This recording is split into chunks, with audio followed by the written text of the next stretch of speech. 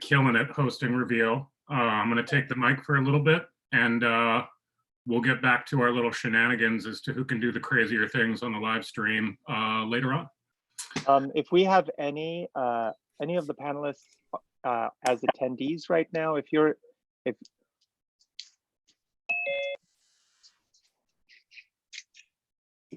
Cool. I think we're doing pretty good here. Greg and Allison, if you guys can hop off, that would be great. We're going to do the panel discussion now. Enjoy outdoors now and tomorrow. Brought to you by Sierra Nevada, powered by Echoes Communications, and shared by these wonderful people that are here right now. I'm going to introduce you guys in just a second. First, I have to do my shameless plug here. I've got this bucket. I normally keep my beer in this handy Stasher's insulated bike bag, but I don't need that right now. I've got a fresh beer right here. Nice. Cool. So I'm Billy Sinkford, Senior Partner of Echoes Communication. Thank you to everybody that's watching, both all of our friends in the media, and this is being live streamed on Sierra Nevada's channel. It's also being live streamed on the Radivist. Thank you, John. So hopefully we've got a lot of folks that have tuned in to hang out with us. And now I'd like for everybody to introduce themselves because you guys are the stars. Billy, just quickly, we got a couple questions from the media. They're saying, where are our beers? Sierra was unable to deliver beer to everybody because of the situation we're in, but I bet you after this, we can probably get them to deliver beers to folks once things open up.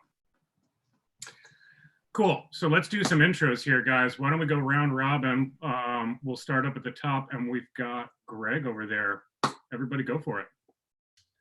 Hey, everybody. I'm Greg Williams. I'm the Executive Director of Sierra Buttes Trail Stewardship. And I'm here in Quincy, California at our world headquarters. Thanks for having me. Rad. And then we've got Jen. Yeah, my name's Jennifer Kriske. I am founder of Machines for Freedom, and welcome to my home. Cool. And then we've got Mandi. All right. Yeah, so my name is Mandi McKay. I am the Sustainability Manager for Sierra Nevada Brewing Company. I'm just going to cheers again to everybody. Thank you for having us and letting us be part of this panel, and welcome to my spare bedroom. And right down beneath me, we've got Erik. Hey, everybody. Thanks for having me. I'm Erik Nohlin. I'm a lead creative at Specialized Bicycle Company, and I'm joining you from my home design studio in San Francisco. Awesome. Awesome. And then Paul. Hey, this is Paul. I own Paul Component Engineering. We make bicycle parts, and I'm in my auxiliary shop while our other shop is being socially distanced, but still running. Rad, rad. Cool, we'll get right into it. We're gonna keep this casual. We've got a couple questions that I'd like to pose for you guys and have you answer. I'm just gonna kind of frame, super high level first, and that is, we're seeing a cycling boom during what is definitely the worst thing I've ever experienced in my lifetime. And pretty sure we can all say the same thing, but bikes are essential. Bikes are essential for all of us, and they're rad. We're in the cycling industry, and I feel very fortunate that I get to call all of these fine people you see here, not only coworkers to a certain extent, but also really dear friends. We love bikes, we love being together, and we love riding them. For hundreds of years, the bicycle has been an amazing tool for exploration, adventure, and fitness. And right now it's seeing a big uptick. Bike shops are open.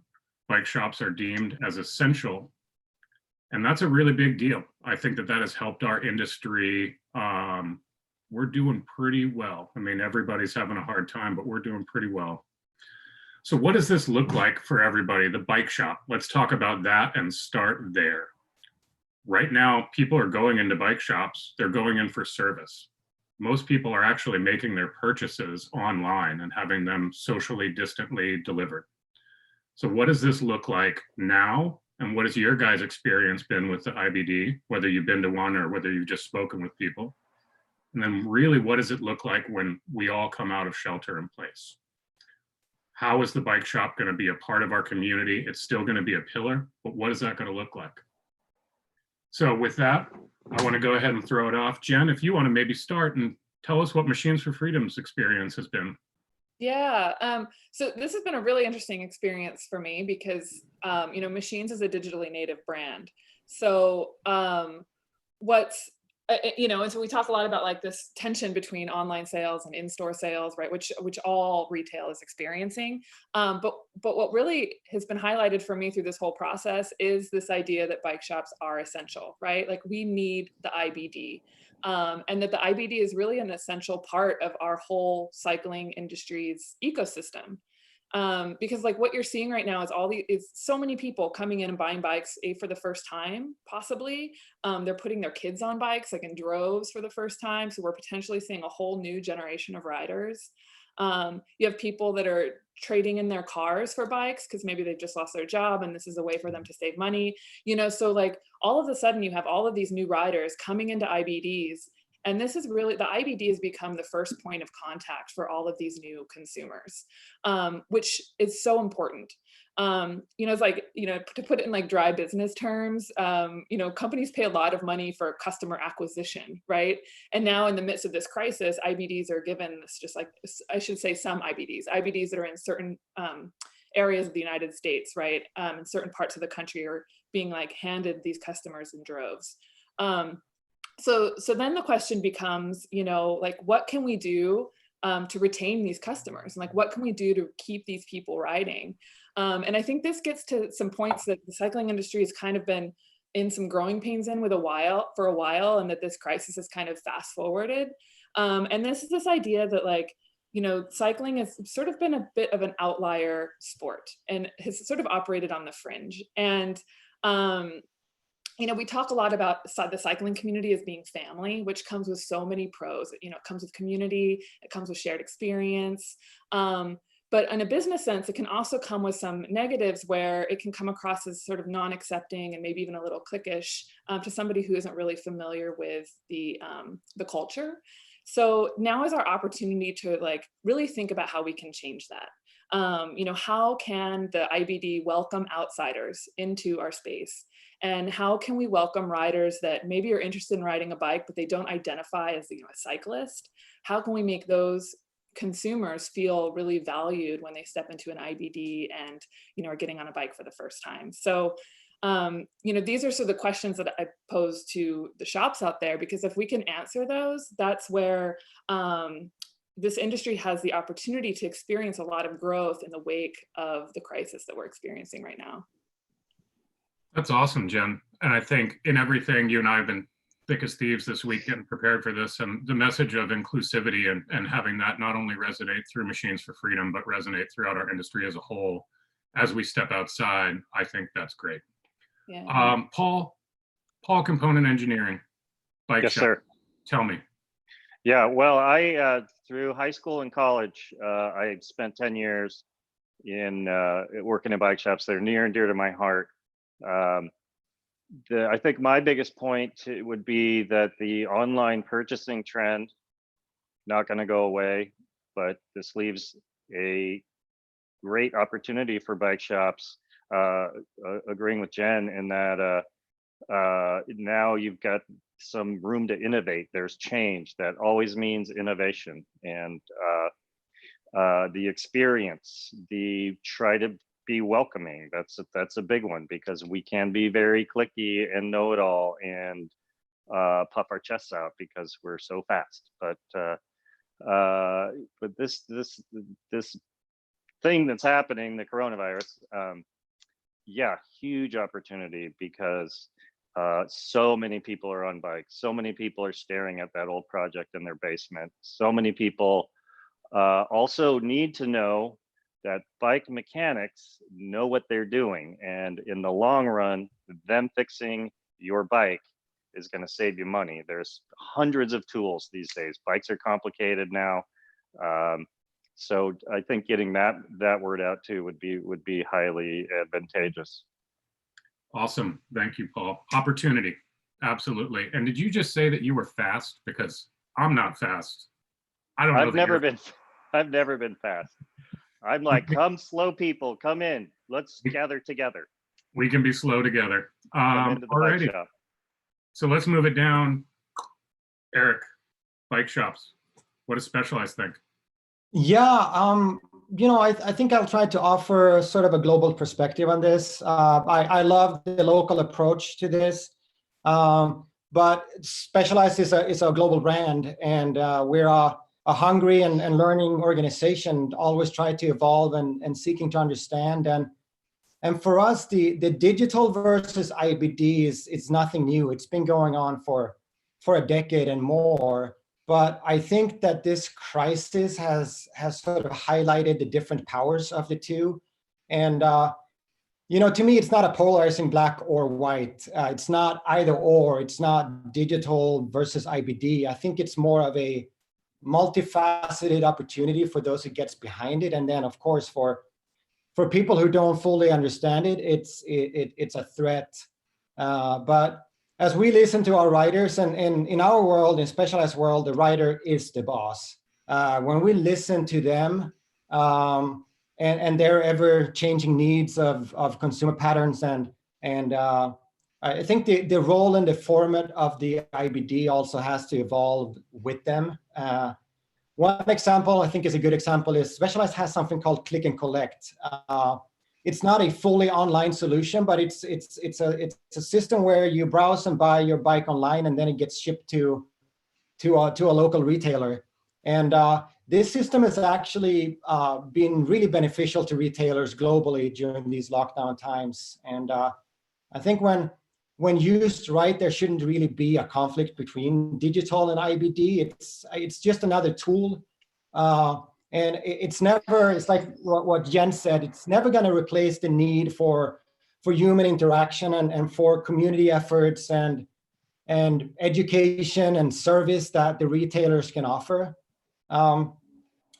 This morning, I just I got off a Zoom update, one of many, with our global teams. And I heard reports from the US and from Australia and New Zealand and Europe and Japan. And you know what? There's so many cool stories about record sales of bicycles, and some markets with a good digital presence has seen record-breaking March and Aprils. And the US, this is pretty cool. The US, Specialized in the US, sold the most kids bikes ever in March. And it's pretty awesome to think about that and trying to like picture a pretty bright future for us. And while the US has seen areas of growth, there's also parts of European markets that has a strict lockdown and with closed bike shops, and of course they have suffered tremendously and will suffer for quite some time. In general, markets where bikes are regarded as essential, that have allowed retailers to stay open and that understand the powers of an online presence. So, I think they have and they will come out of this stronger than ever before. It is a threat, but it's also a huge opportunity for us to drive positive change. And it's like I said, it's not black and white. Bicycles will have a much stronger place in society coming out of this crisis.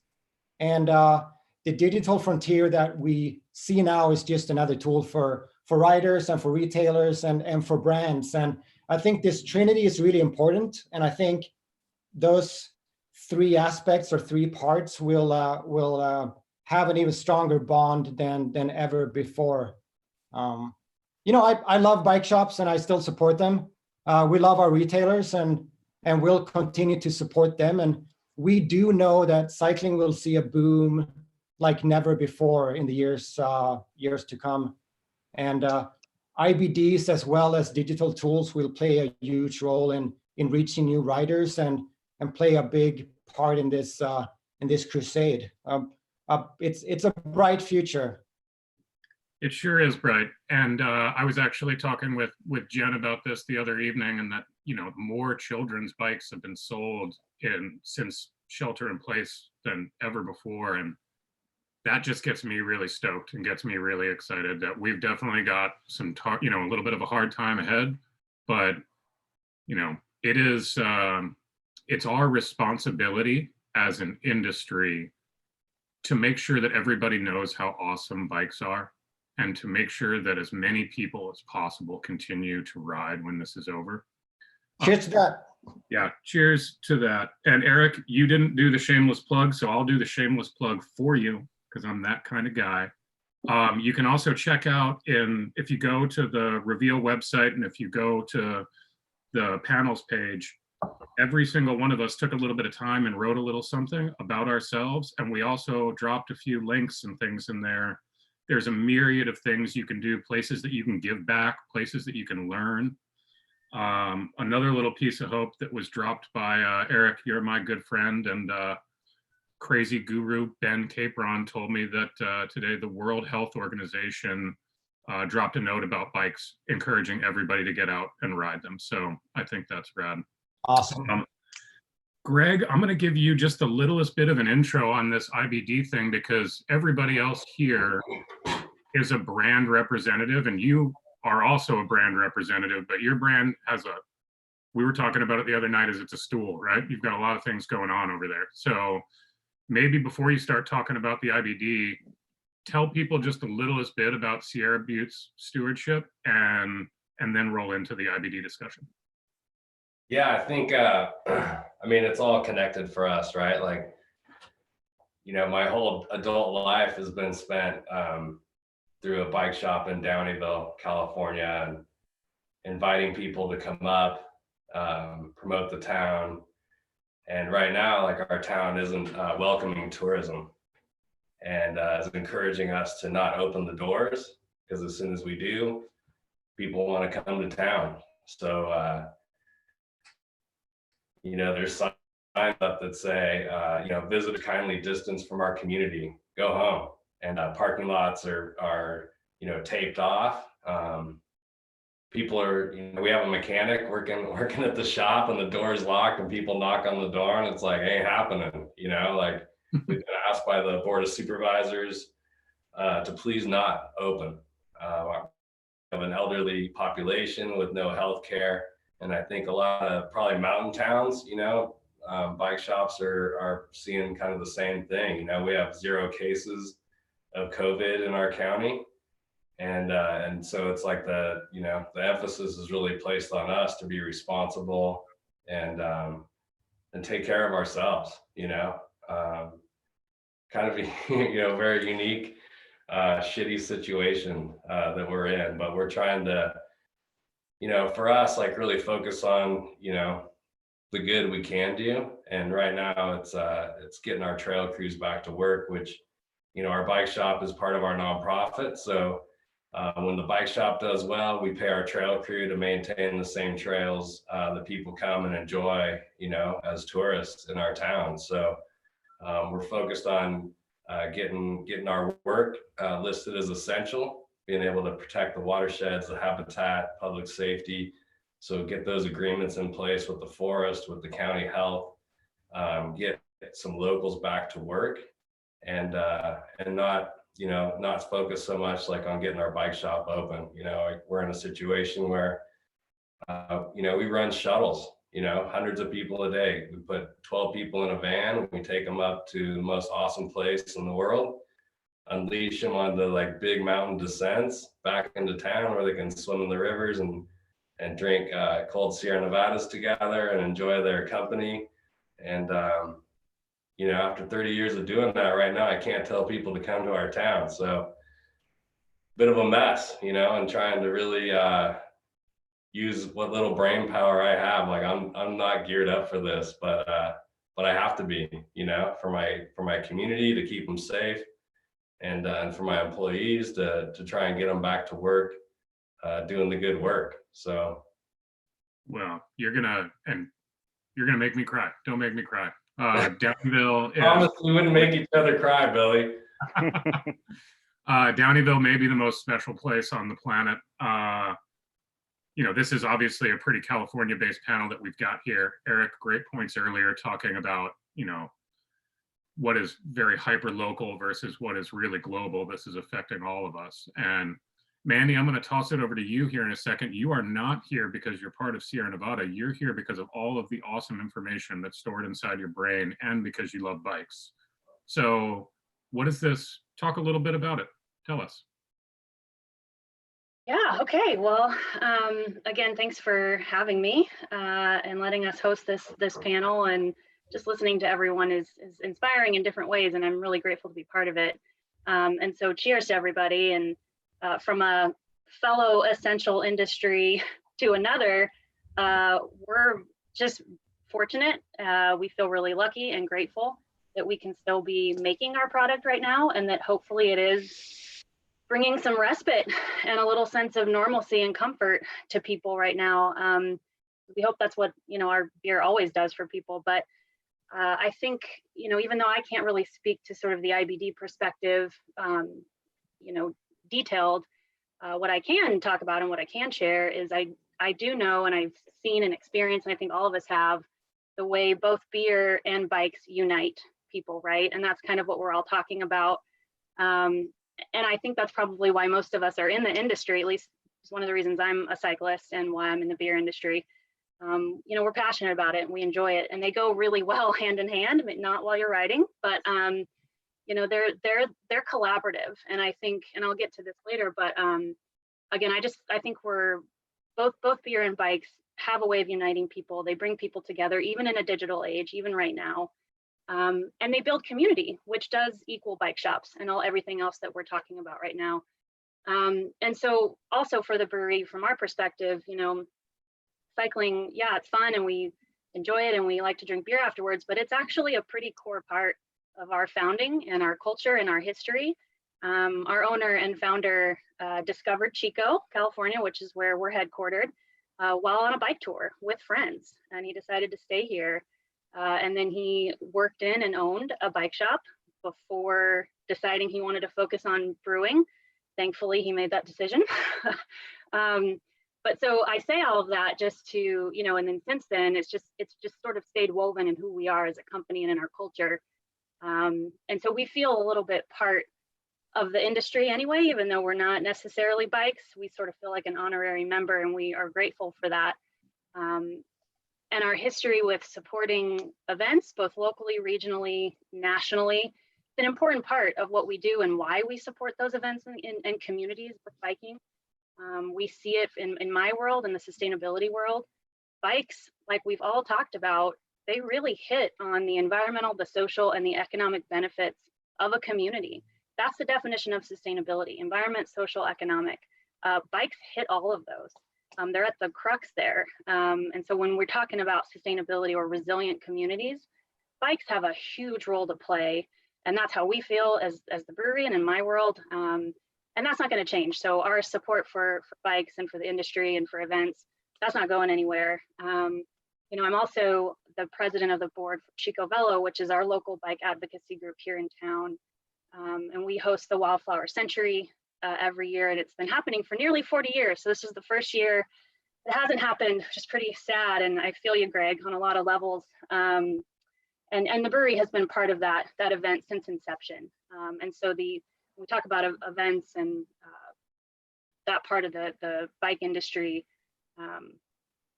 We're going to have to see that come back, and I can talk more about that, but I'll leave it there for now. No, I think that's absolutely rocking, Mandi. And I rode the Chico Wildflower Century maybe 10, 12 years ago.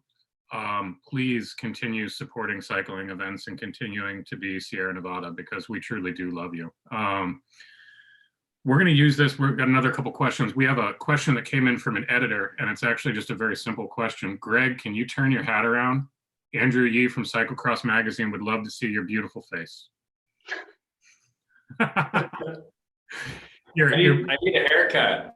Yeah, Andrew might have been. I wear hats now because I don't have a nice haircut like you, Billy. I put product in my hair for the first time in 45 days and did this crazy thing with my mustache just to make everybody watching get a little chuckle. So Mandi, I'm going to phrase this next question. I'm going to throw it right back to you because I think, this is important. So, I mean, obviously, I remember my favorite part of the Chico Wildflower Century was going through Paradise. And that was the first time that I'd ever been up there. And I was like blown away, right? And some of the folks watching may know that, you know, Sierra Nevada, Chico, California, they're no strangers to adversity and to having really big things impact people's lives in their communities. And, you know, you guys had the wildfire up in Paradise. You're talking about how this is all about support. That's people, and that's people together. So we're missing that in a big way right now. I feel super fortunate that I get to hang out digitally with some of my friends, but we can't race together. We can't ride together. We can't travel. We can't do all of these things. And we're kind of talking about pillars of the cycling world, and we've spoken about the bike shop. I think that events, whether that's Sea Otter, whether that was Interbike, whether that's going and racing the Downeyville Classic, there's a lot of that that's not taking place right now, and we're sorely missing that. So I think in just a very broad and general way, you know, that's the other big piece of this, is we get to toe the line together, and we get to go either casually ride for 100 miles together at the Chico Wildflower Century, or we get to go, you know, test our mettle at the Downeyville Classic. Like, that's important, and we all love that. So what do you guys think about what events are going to look like for cycling when this opens back up, right? Because obviously my hashtag on this whole thing has been put the pace line on pause. You know, nobody's going to want to be, you know, inches away from somebody else's tire and have their stuff coming at them. So what do events look like when we come out of shelter in place? And Mandi, maybe you talk about that, since you were the one that was talking about it before. Sure. So I think, like everyone has already mentioned, but again, I can share from Chico perspective, and Paul probably can as well, since he's here. You know, what I've noticed is that more people are out on bikes and just outside in general than I've ever seen, truthfully. And I've been in Chico for, you know, more than 15 years, and we're a pretty bike friendly town already. So to see that, it is encouraging, and it's really making people realize, you know, the value that the bike has and the accessibility to it. You know, almost anyone can get on a bike, and it's great to see the kids' sales increasing. But I think people they're remembering / you know, maybe discovering for the first time that they can get out. And I think even when restrictions lift, you know, events, there's going to be this pent up demand and this desire to gather again, right? People are going to want to, and events are such a great way for both beer and bikes. That's what you do, is you get together, you do an event, you participate, you hang out, you collaborate, celebrate. So I think what we've seen with people flocking to the outdoors is there's this need that has either kind of gotten lost, and we're just getting back to it, and that's not going to go away. That desire is going to be there. And so I'm also seeing things like, you know, issues that we've always kind of had locally, whether it's a bike path that's not lit well or needs to be repaved, or our local park, which does have trails and many people ride them. You know, those issues have been incredibly highlighted in the last 6 to 8 weeks. And so we're recognizing, wow, like these things are essential in a time like this, and people actually need them all the time, even when it's not an emergency. And you don't have to think of it as something that's only, you know, we're seeing that we need to have high quality access to outdoor recreation, trails, paths. That infrastructure needs to be in place. And I think this is a good opportunity to now, once we move out of this, to keep that momentum going and support those efforts, whether it is more places to ride on a trail or better infrastructure within town for just people to ride around with their families. Again, what I'm seeing in Chico is that our infrastructure is not adequate right now. We need more places to do that once this is all over. So again, I think it's something that we can take from this as we move in, you know, and out of. And I think once we're able to have events again, because we will, for sure, I can guarantee you, the brewery's going to want to have events. We've got plans. We want to bring those back. It's a huge part of who we are. And again, the support that we have for the events nationally, whether cycling or not, I can't say what they might look like short term. Maybe there are going to be some different things we have to do in the meantime. But again, we're going to have to respond to that. And I think the bike industry, shops, manufacturers, brands, and stewardship organizations like Greg at Sierra Buttes, we're well poised, right? And we're suited to kind of meet that demand. And so again, we're ready to figure that out, whatever it looks like. And to Paul's point, to innovate get creative, make sure we can do it safely. But events are a huge part of economic development, hospitality, tourism. They're not going to go away. They can't. We just have to figure out how to do them, in the future.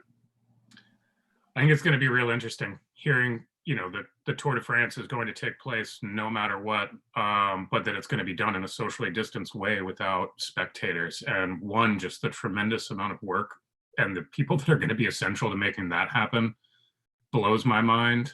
But that's probably going to be one of the first times that we see people come together in any sort of, large gathering. And even if that's just the teams of the Pro Tour, right? But Greg, the stewardship events, it's one of the pillars of your magic stool, right? What does this look like? I know, like, obviously you said people are in Yuba Expeditions working and people are knocking on the door trying to get in. You're telling everybody to stay away because you are not only the steward of the stewardship, you're a steward for Downeyville and that town and the events that take place up there. So what's your take on all this, man? Shitty. Yeah. We've already had to cancel one event, our Lost and Found, which is actually our biggest attended event, which has, we estimate like a $3 million impact on our community. So to take that away, it's tough. When I was much younger and trying to get people to come to Downeyville, we started the Coyote Classic, which later became the Downeyville Classic. And a lot of these towns, their identity is associated with these events, and for some of these towns, the people that promote the events may not live in that town and have a disconnect, like you say, the Tour de France, for us, like, honestly, it's like the public health and safety, is it responsible to host this event? We're very close contact with our board of supervisors, our county health, the sheriff. These decisions aren't easy, they're catastrophic in a lot of ways, not just for the race promoter or the organization, but for the community, for the restaurants, for the service industry businesses, the motels,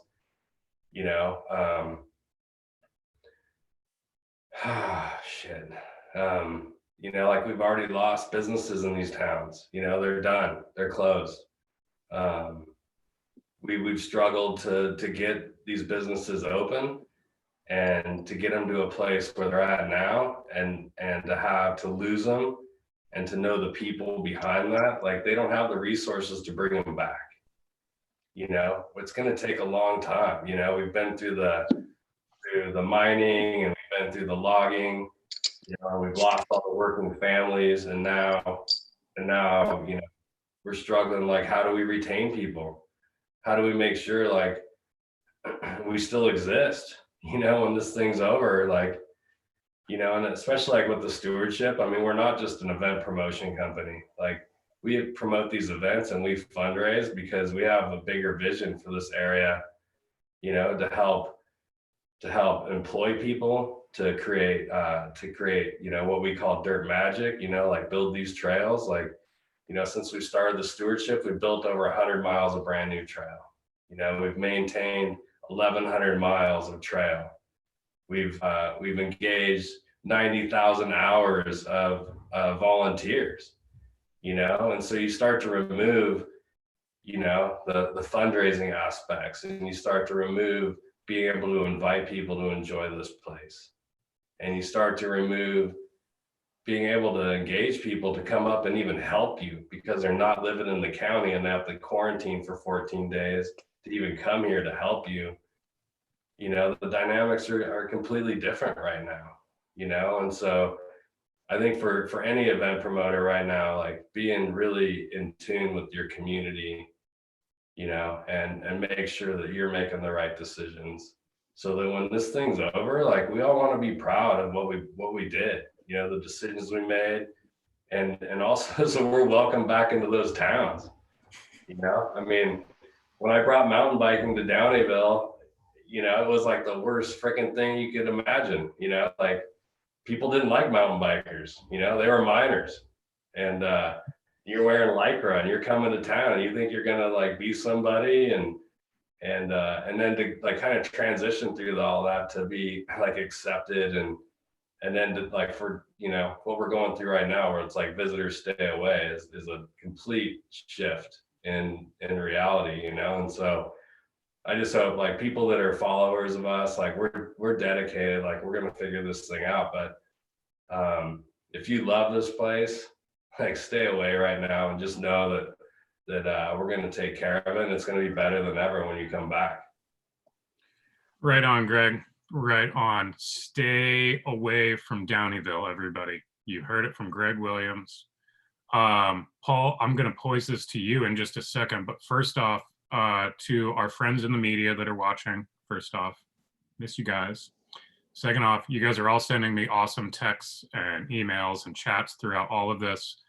Patrick Brady just said, Greg, you look better than ever. And he said that I look like a Spanish diplomat. So if you guys have questions and you are logged in to the Reveal conference, not watching this on YouTube, there's a Q&A panel down there. Toss some questions. I can't promise that we're going to have time to get to them, but one, they'll make us laugh. Two, if you have important things that you'd like to know, that we've got a lot of brain trust in this little Brady Bunch webinar that we've got going on right now. So ask away. Would love to hear from you. Paul Price, you love Downeyville. You love making Yes. bacon. What does events look like for you? Or what are your thoughts? Just to address what Mandi said, rode my bike to work on bike routes and on a bike path, and there's an obvious need that needs to be improved, and I think this is making that just plain as day, and I think that part of it is great.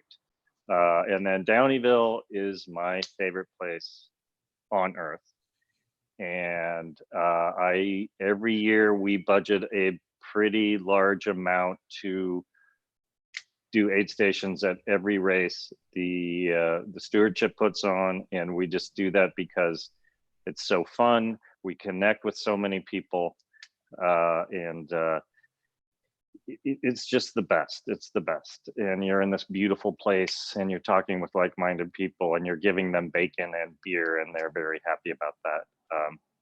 But for this year, it's, I would say probably the rest of the year, we just need to simmer here, do some good solo rides, and dream of returning when we get a handle on this stuff.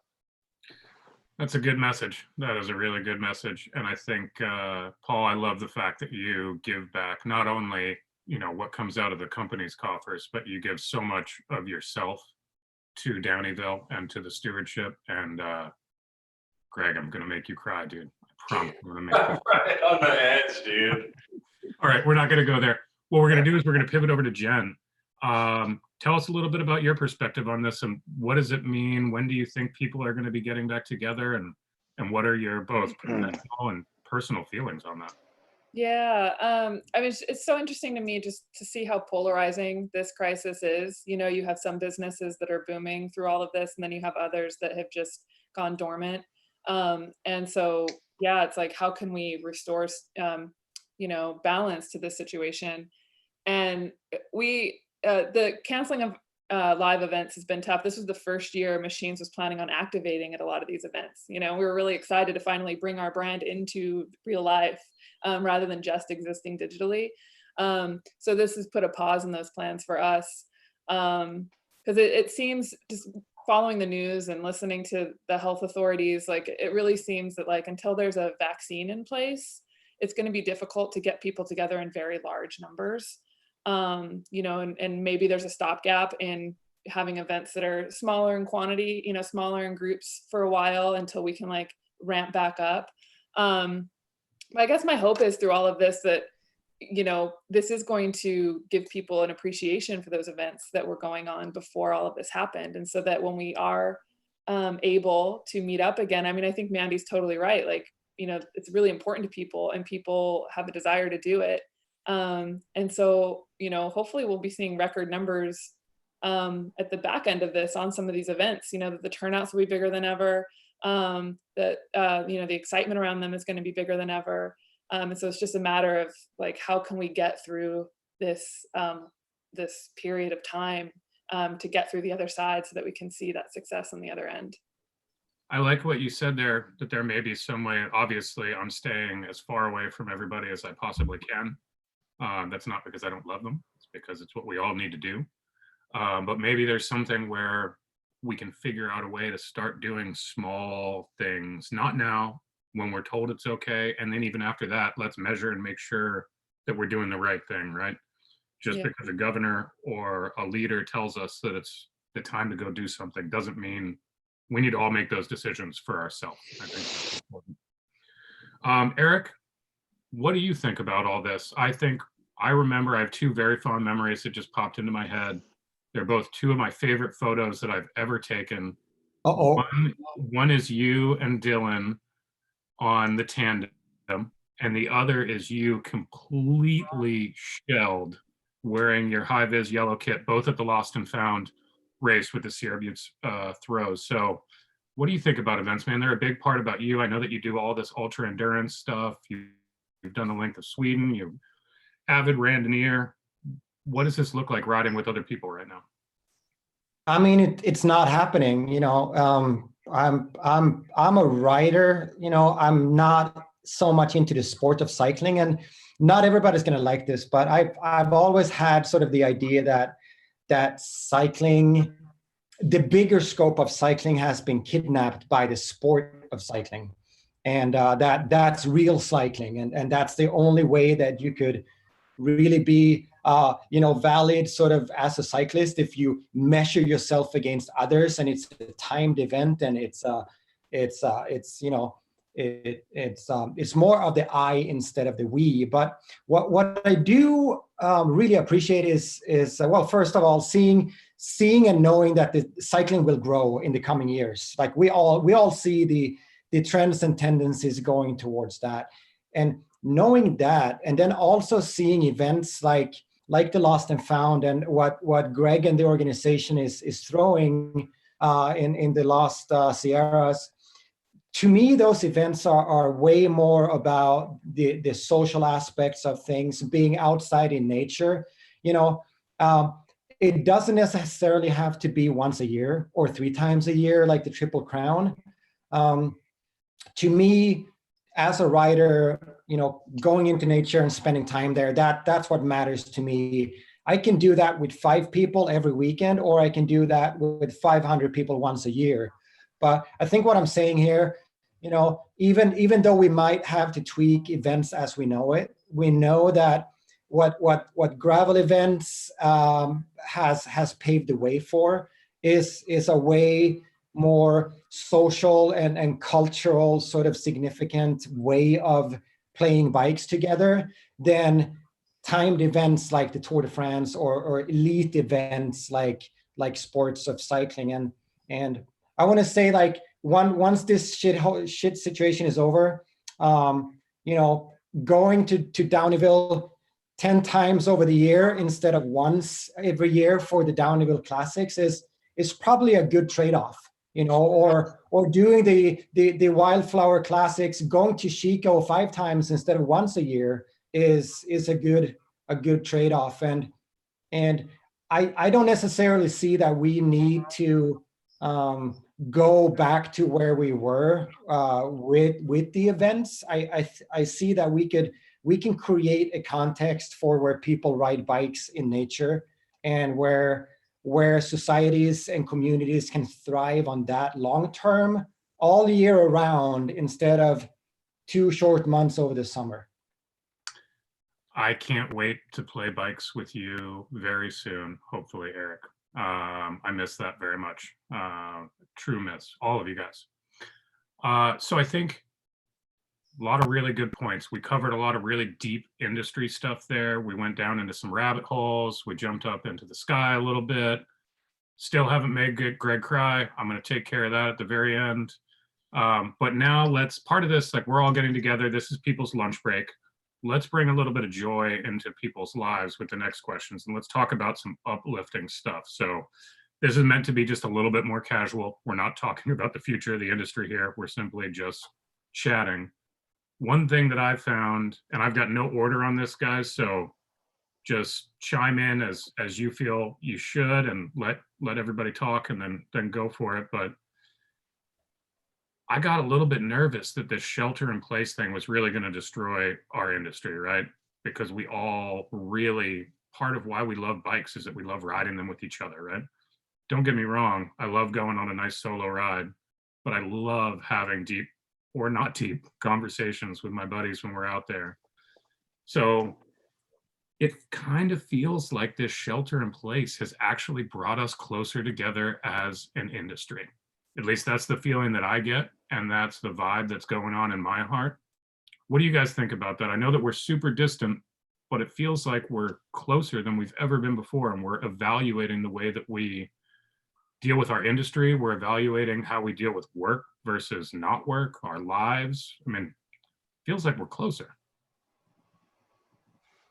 Closer to I just like to say that adversity as a human is almost always good, unless you're starving to death. That's maybe not the best, but I think this is all teaching us all kinds of really interesting things to think about, and in some sort of weird way bringing us together.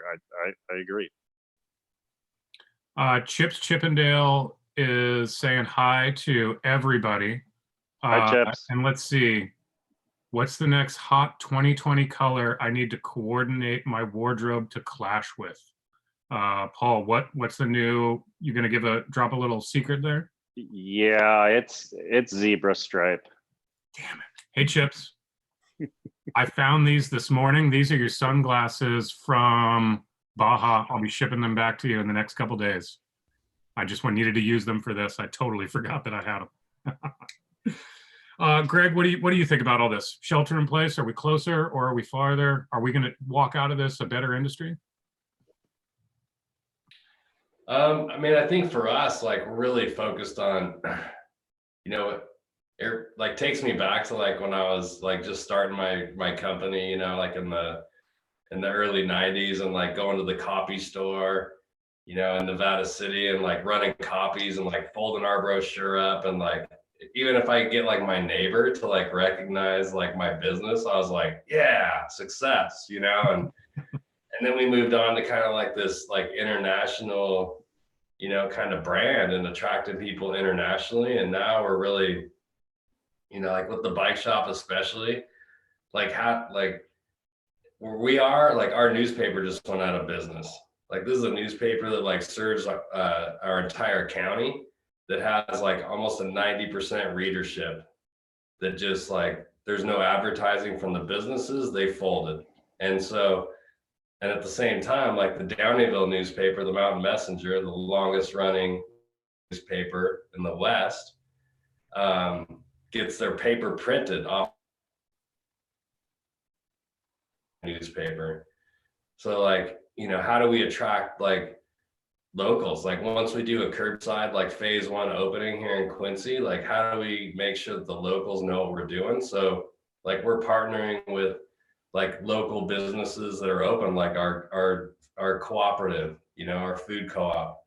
Like, hey, like if you're a member of the co-op, and you need your bike worked on, like show us your card at the curbside, and you'll get a discount. Like advertising on the local radio, like stuff like we're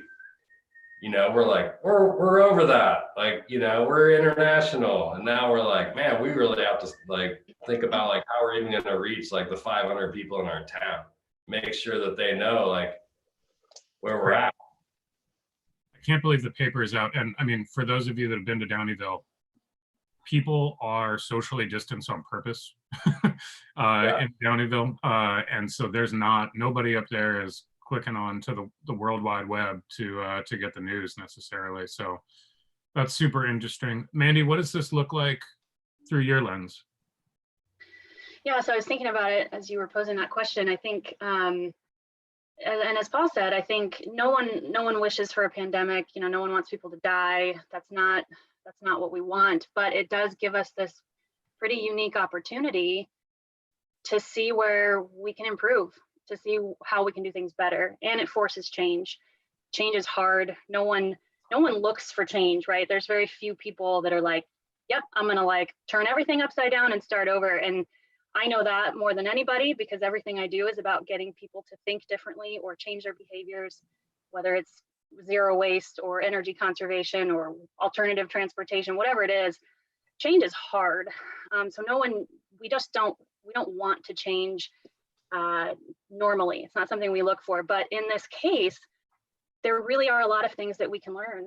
And in my world, in the sustainability world, there's been a lot of conversation around, I know this is supposed to be like happy, positive things, and I will get there, but you know, we've been talking a lot about the parallels between COVID and this pandemic and what's going on, and climate change. And you know, they are very different in tempo and scale, maybe, not necessarily scale, more just the timing and the immediateness of COVID versus the long duration impacts that we might see from climate change. But what they both have in common is they are global in nature. It does not matter whether, you know, you're in one country or another, what community you're in or another. Everyone's affected by it, what industry you're in. The impacts are severe, and they hit in the social, environmental, and economic spheres. And what we need to get out of both situations, or to at least mitigate those impacts, are the same things. We need resilient infrastructure. We're recognizing the holes that we have, whether it's in healthcare or outdoor recreation, or again, bike paths and places like Downeyville that people can go and escape and recreate. We need more of all of those things. And so I think, again, kind of back to your point and the positives, is that this is going to force us to look at things differently. And I think we don't even know what good can come out of it yet. I think we're starting to realize some of those things, and seeing how we can pivot and maybe switch to a different, you know, focus your business differently, whether it's service oriented versus selling bikes, whatever it is. That is how you become more resilient. And again, whether it's climate change or COVID, you have to innovate, you have to be creative, you have to think differently, and collaborate. And so, Greg, you're not going anywhere. We're all going to be there for you. We're all here for you. You're going to make it through. We collaborate either, you know, within industries and across industries, and that's what's important. And again, climate change, COVID, whatever it is, these things are the same things are needed to get through them. That's awesome. That is awesome. And thank you so much for continuing to sponsor the Stewardship. I think it's amazing, and it's so powerful and meaningful that you guys are continuing your sponsorship, even though events can't take place. Greg and I cried the other night when we were talking about that. We'll get to that later. Jenn, Yeah. Tell me what you think about all this. What's your message? Yeah, it's interesting because as I was hearing you talk about how you really were mourning the loss of your group rides and riding with your buddies, it made me think a lot about the machines community and why our community is so strong and so tightly knit. And I think that's because what you're experiencing, and not just having immediate access to, your buds, is what a lot of women have been experiencing in the cycling space for a very long time, right? Like, I know my experience in LA is that I don't necessarily feel welcome at every group ride. And so I don't necessarily, feel that they're there for me. And it takes a lot of work in order to get my people together to ride bikes. And so as a result of that, we've built this amazing community over machines of people that are actively seeking out connection and actively seeking out people to enjoy this sport with. And, like with everything, things that you work for, you value more. And so because work has been put into creating those contacts and creating those connections, I think they value them a little bit more, and you become more tightly knit. And so that might be why we're seeing the community feeling more tightly knit at this moment, is because we realize that we need to put a little bit of extra effort in order to stay in touch. We have to reach out and schedule a Zoom call with your friend, or, schedule a Zoom Zwift date or something. It's you can't just count on rolling up to the corner on Sunday at 9 and expecting a group to be there. So hopefully that value that we're putting into the connections within our community is something that stays after this is gone.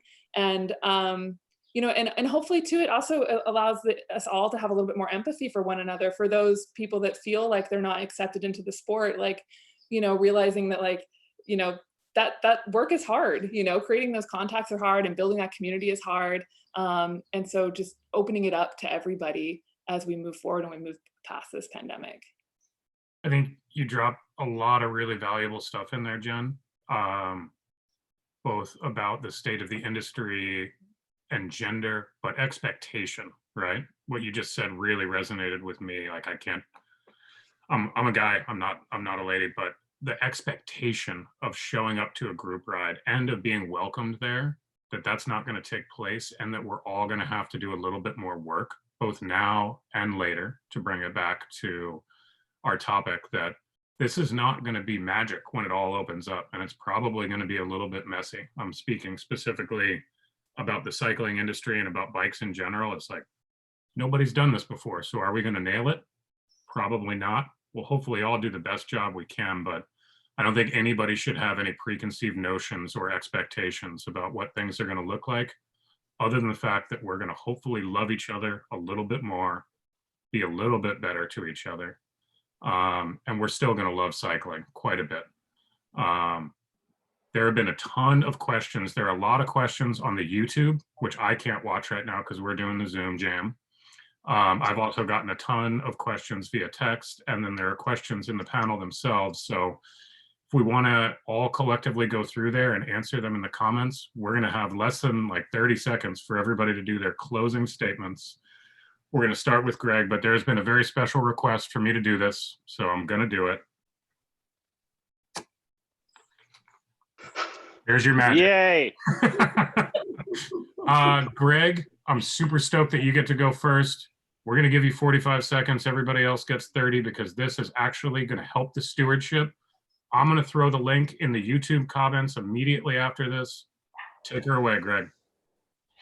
Yeah, so we've been doing this Builders for Builders campaign, which is something Billy, way before all this went down, has been pretty passionate about in terms of helping us as the stewardship continue our dirt magic work, putting people to work and building trails. We're working with Envy, and we have a new this year's. This is my generic note, Billy.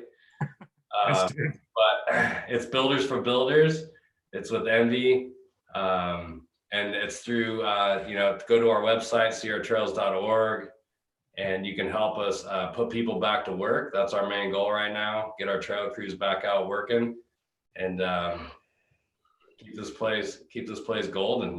So when people come back, it'll be the best ever. So.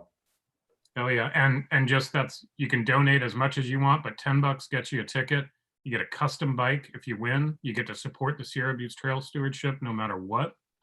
And that's it. Paul, since I didn't really plug you in the last question very much, why don't you go ahead and rip this one next? Okay, I'm so lucky I get to ride bikes, test bicycle parts, design bicycle parts for a living. It's fantastic. I would just like to encourage everybody to visit your bike shop, your local bike shop.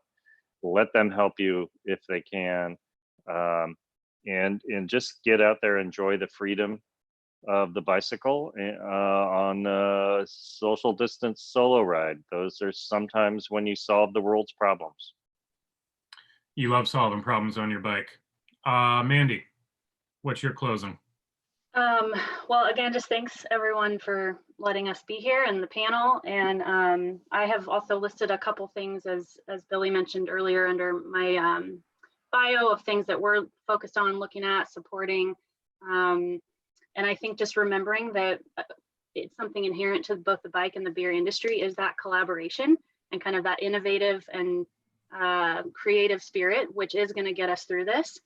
So stay positive. And then one last plug for both Erik and Jenn touched on it really well. One of the greatest opportunities from this is expanding who is part of this industry. The diversity and inclusion conversation, that's a huge opportunity. We should take advantage. All of us will benefit from having more people part of our industry. Nobody wins unless everybody wins. So I'll leave it at that. Let's all win. I think that it's going to hopefully be a far more inclusive and far more loving world that we're gonna walk out to when we can all go outside our homes. Erik, tell me what you're thinking, buddy. Well, I'm like a kid in a candy shop. I wish I could just flip my screen and show you guys what I'm working on. But so here's my deal. When I'm looking at the state of cycling and I look at cycling in the world, I see that 80% of the world is still not riding bikes, and they're in their fucking cars and in their Ubers and in their Lyfts here in San Francisco, causing congestion in fossil fuel driven cars. That's what makes me stoked. You know, we're not even close to knowing what a bicycle is and what a bicycle can be. And, you know, seeing what essential workers has done during this crisis on bikes, not in buses, not on munis or in subways, but on bicycles. You know, this crisis has really gotten us to be able to show the real power of the bicycle. And if we can tap into that other 80% of the world and give them better product, and when we get out of this stupid crisis, I want to encourage everybody to really think about your contribution to the world and as a brand and as what you do, what that really means, and how to funnel that power that you have and only bring the best things of yourself and your business into the future, and try to see the bigger picture of what cycling is and not just this, because endless fucking possibilities. See, I can't wait to see what you're working on, Erik, and what you're going to bring to the world. Jenn, close us out, and then I'll close us all the way out. Yeah, so I mean, just echoing on Erik's excitement, right? Like, there's you know, and what Mandi said earlier, like sometimes we need radical disruption in order to shift us past the status quo. And in a lot of ways, I feel like that's what's happening in cycling right now. You know, we've always been this sort of outlier sport. We've lived outside the fitness arena. We've lived outside the rest of the outdoor space. And this might finally be our time to integrate cycling into these broader conversations, into the fitness world, into the outdoor world. So where cycling becomes a more sort of normal way of life. So, I mean, I guess my ask for machines is, you know, we've always been sort of focused on that and how to remove those barriers from an apparel point of view, so that people can feel comfortable when they're out on their bikes. And so, you know, just asking that of the whole industry, like, what can you do from a design perspective, from a marketing perspective, from a, and even from a business perspective with how we're relating with one another, how can we bring cycling into a broader market, into a bigger space, because that's just going to lift up all of us. Awesome. Well, guys, we're going to have to rock and roll here in just a minute. But I don't want to rush the leaving. We've been doing an awful lot of brand stuff. We've been talking about an awful lot of awesome product. This is the space that the public has been able to watch. That's not just for our industry.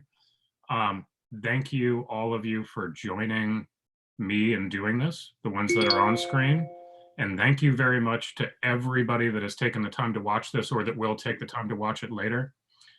We don't think we have all the answers. We've just got some perspectives, and we know that bikes are the most beautiful thing in the world other than our families. And when we put our families on bikes, that is probably the most beautiful thing in the world for me. So enjoy being outside if you can. Enjoy it responsibly. Stay the hell away from Downeyville for the time being, and then come back in droves when you're told to. Support your bike shop. Continue to love bikes, and let's build this community and make it be bigger and better than it was before we went into shelter in place. We have a moment. It's the silver lining in a very, very terrible situation. And I said this earlier, it is up to us to keep these new cyclists riding bikes, to keep these kids stoked on cycling. Let's make bikes amazing. Let's keep them amazing. And thank you, everybody, for joining in. Thank you, Billy. Cheers. I mean, Thank you. Cheers. I mean- Thanks, Sierra Nevada, for sponsoring this. Thanks for the beer. Mandi, you realize you now have to get all these journalists beer later, right?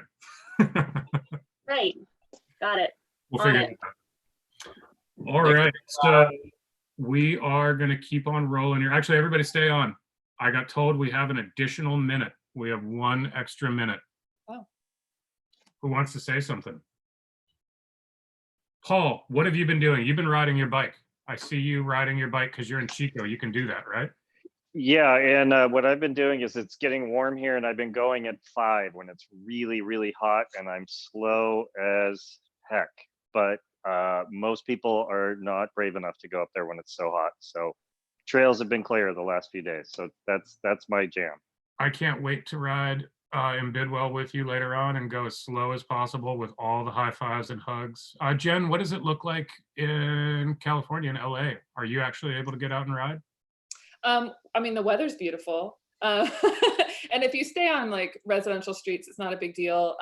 The city has piled giant mounds of sand on the beach bike paths to keep people from being on them. That's They've also filled the Venice skate park with sand to keep people out of the skate park. So Whoa. LA is like chomping at the bit to be back to their normal life, and the city's taking some pretty dramatic measures to keep us in our homes. So I've moved my trainer from my office out onto my porch. And I basically hop on every morning with my cup of coffee and just sort of spin my legs and get some fresh air. And that's been just like a dream. So I'm fortunate enough that I get to ride a little bit in Portland and get away. I definitely don't touch the trails anymore because there are way too many people out there, you know, riding on them and walking on them that are not being socially responsible or safe. But yeah. I'm not the COVID police, so I just stay away from there. Greg, it looks like you've been jamming out there with the fam a little bit, yeah?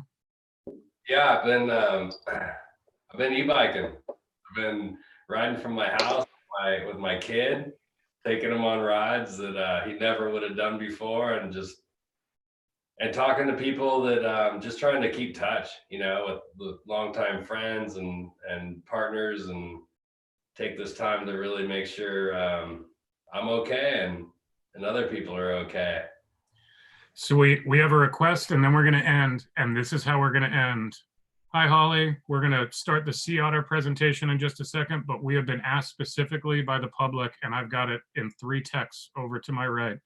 They want us to do a wave. So Greg, we're going to start with you. We're going to end with you, Mandi. Thank you everybody for tuning in, and we're going to continue on in just a second, but let's give these folks what they want, yeah? Is that like one of these? Oh, dude, baseball, brother. Come on now. What is it? Whoa. Whoa! Whoa. Paul, you got to wave, man. Whoa. Erik, wave. Mandi. All right, now let's try to do that all one right after each other, which is Okay. how it's actually supposed to be done, okay? 1, 2, 3, Greg, go.